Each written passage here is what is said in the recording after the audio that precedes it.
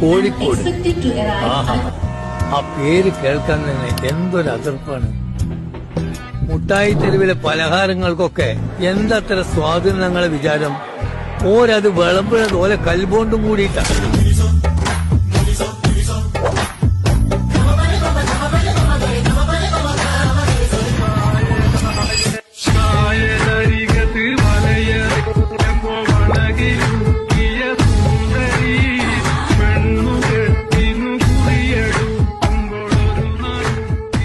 ക്രാബിന്റെ meet മാത്രം.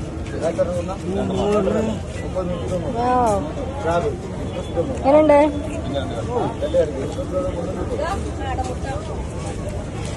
കേട്ടോ